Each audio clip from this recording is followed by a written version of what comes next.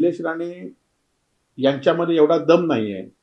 कारण रवींद्र चव्हाणांवर जे आरोप केले होते, त्या रवींद्र चव्हाणांवर आरोप केल्यानंतर ते 8-10 दिवसातच रवींद्र चव्हाणांना सरेंडर झाले. स्वतः टीआरपीसाठी मिळवण्यासाठी स्वतः व्यस्त आहेत असे गंभीर आरोप त्यांनी निलेश राणे यांनी केले. खरं तर गणेश नाईक साहेब हे अनेक वर्ष मंत्री आहेत.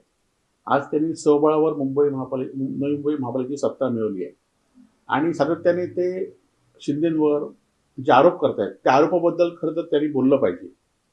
निलेश राणे यांच्यामध्ये एवढा दम नाही आहे. कारण रवींद्र चव्हाणांवर जे आरोप केले होते, त्या रवींद्र चव्हाणांवर आरोप केल्यानंतर ते 8-10 दिवसातच रवींद्र चव्हाणांना सरेंडर झाले. आता गणेश नाईकांना ते कधी सरेंडर होतील, ह्या महिन्यात होतील की पुढच्या महिन्यात होतील, हा खरं तर प्रश्न आहे. परंतु गणेश नाईकांनी जे आरोप केले आहेत नगरविकास खात्यावर, त्या आरोपाची खरं तर चौकशी झाली पाहिजे. आज ज्या पद्धतीने विकासाच्या जागा होत्या त्या बिल्डरांच्या घशात घालण्याचं काम त्यांनी केलं होतं आणि त्या संदर्भात त्याची चौकशी झाली पाहिजे, ही संपूर्ण लोकांची मागणी आहे.